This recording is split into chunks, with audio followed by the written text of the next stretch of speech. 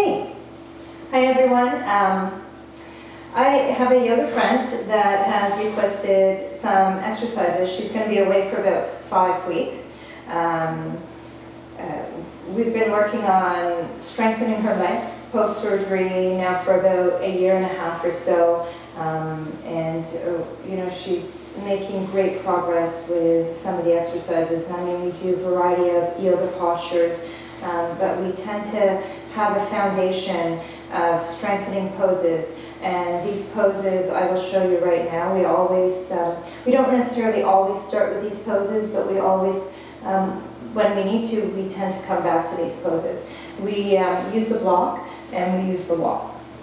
Okay, so the first exercise in yoga is the thunderbolt, or the thunderbolt. So, but we're going to use the wall and the block for this. So if you can take your block, place it in between the thighs, walk yourself forwards a little bit, take your hands, place them on the wall, then scoot your bum right into the wall, okay? So right here, this is a perfect posture. You don't have to go any further. Be sure that the knees are stacking right on top of the ankles.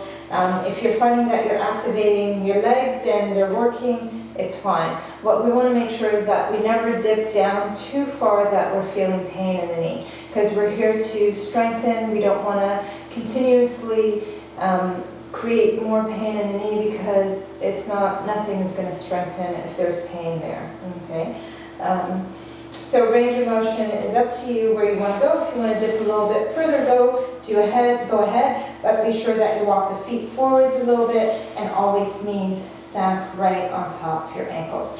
Ungrip the toes, so you're rooting and you're grounding through the balls of the feet and the heels. And then you can relax your toes. Just by doing that, it activates your whole lower body. Okay? Hold here for about a minute or so. And do it about 3 or 4 times. It doesn't have to be 3 or 4 times in a row. It could be in between the other exercises, or if you want, you can do it 3 or 4 times all in a row, but be sure you rest in between, because you're holding this for quite some time. And so just activating, you're going to feel it in the quads, you're going to feel it in the glutes, you're going to feel it in the calves. Full lower body exercise. If you want to use a little more of your core, you can move your shoulders away, tuck the tailbone in, but really not tucking the tailbone in. You're just kind of engaging the inner core, and breathe. Okay? I'm already feeling it, so I'm out of here. No, I'm kidding. Okay, so to come out of it, you just want to push yourself forward, use your hand, and just shimmy yourself up. Okay, nice and slowly. If you need to drop the block, don't worry about it, just drop it and then walk your feet back. Okay, it's more important that you are stable in the legs when you come out of it than worrying about holding the block and doing silly things to come out of it. Okay, so that's number 1 exercise, thunderbolt, supported by the wall. Number 2 is warrior 2, Virabhadrasana 2. And what we're going to do is open up the legs as wide as you can, find your range of motion. Again, no pain. You don't want to feel any pain in the knees. This is a great hip opener, so your hips and your chest square to the front. You're going to take your foot, turn it out, and your knee is going to turn out at the same time. Now, if you're finding that you've turned it out and your hip has turned with it, then you've probably gone too far. You've opened up your legs a little bit too far. So maybe scoot your legs a little bit closer together, turn the foot out, okay? Take the block. You're going to have to rotate your hips a little bit to take the block and place it, unless you have somebody to place it there for you. And you're going to place the block on the flat part against the wall. You're going to press the calf into the block and the block into the wall. Open up the hips as much as you can. Okay? Lengthen the spine. Take the shoulders and press them into the wall, so that way you're squared, and stack them up right on top of your hips. Okay, so when you do this, what may end up happening is that you tend to ease up on the block. Press into the block, because this will activate and strengthen everything again in your legs. You're going to feel it in your inner thigh. You're going to definitely feel it in the calf. You're going to feel it in the abductors, a little bit in the abductors for sure. I can feel that. And the glute, okay? I mean, the abductors are really tiny, small muscles, and for me, it's like a little twitch that I feel. It's not a very strong band on here, so it's something that I have to work on, definitely. And then you can take your arms up, take your gaze over there, or keep your arms on your hips, so you can take one out. Hold here for about a minute, do the other side, do it a couple times, and then release. To release, again, don't worry about reaching for the block. If you can, go ahead. If not, leave it. Turn your foot forward, okay? And then start to shimmy. Use the wall and shimmy, nice and slowly. You want to be gentle with your legs. Don't bounce out of it, otherwise you may pop your knee again, all right? So that's warrior 2. The next one is going to be warrior 1, and we're going to place the block against the wall and between the thigh and the wall this way. So turning around, so your right side or left side is right beside the wall.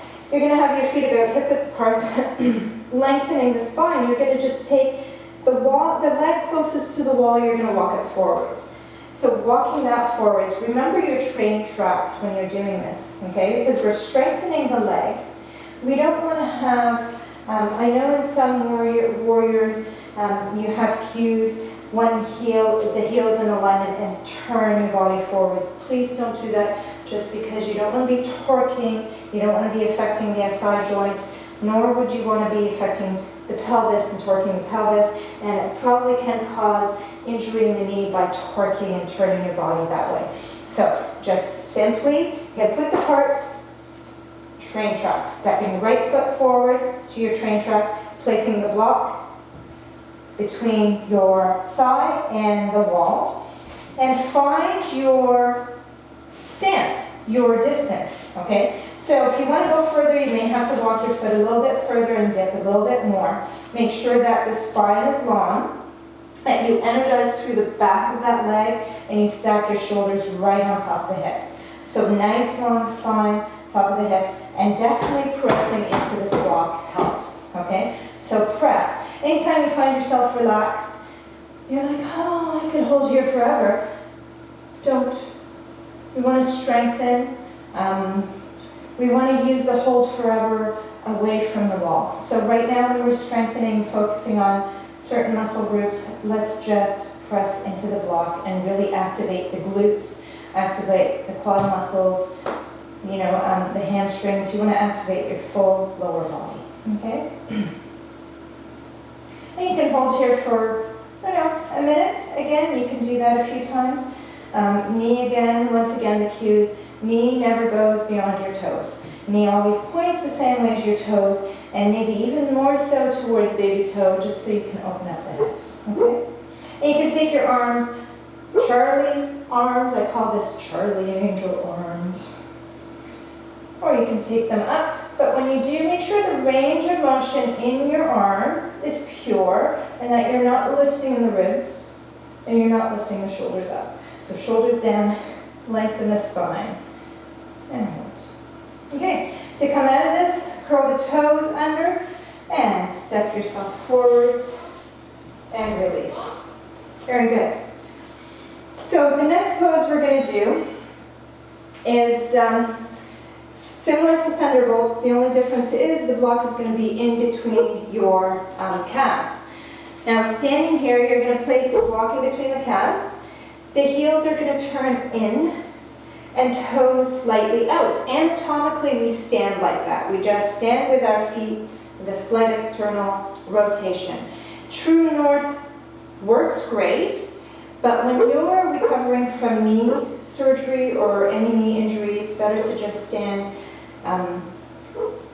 in your natural anatomical stance. Okay. So same thing here, you're going to press your seat into the wall. Walk your heels out, your feet out as far as you need them to be. Root and ground through your feet, find your foundation, lift your toes if you need to, and then relax the toes down. Tucking the tailbone in, nice long spine. I said tuck the tailbone in. I mean, engage the core, the inner core. It's like a Kegel exercise. For those of you women, men, of course, you won't know what I'm talking about. But when you've done the Kegel exercise, it's the same movement. For men, imagine that you're pulling your groin in towards your belly button from the bottom up, okay? And hold here. Again, the range of motion is different. You can squat yourself a little bit further if you want. Another thing you can add here is a belt. You can tie the belt around so you can squeeze the block and push out on the belt at the same time. Okay. And hold. Hold there for about a minute. And when you're ready, just gently release. And push yourself up. Good. Let go of the block and shake it out. Okay, so we have one more pose, and it's called Goddess Pose. Supported again by the wall. This is a great pose for the inner thighs. You'll feel your abductors, you'll activate your glutes at the same time. You're going to open up the legs a little bit wide, heels turn in, toes out. Use the wall and just squat yourself down. Sit as far down as you can. Remember, the range of motion is important, that you're not feeling any pain at all. So you don't have to press yourself all the way down. If this is where you're at and you're feeling that this feels good and you're strengthening your legs and your knee's happy and it's not screaming, please let me out of this pose, then you're in a good